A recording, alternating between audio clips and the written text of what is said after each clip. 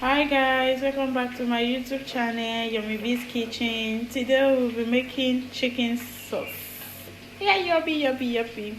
Today happens to be a very special day for me anyway. I'm happy today because it's a new month and it's not easy to be alive. Okay, below let me just tell you guys what I have for the ingredients. I have my carrots, my bell peppers, the yellow, the red and the green. I have my boneless chicken and the chicken frank, that's sausage. We call it sausage in Nigeria. We have onion, spring onion and the soy sauce.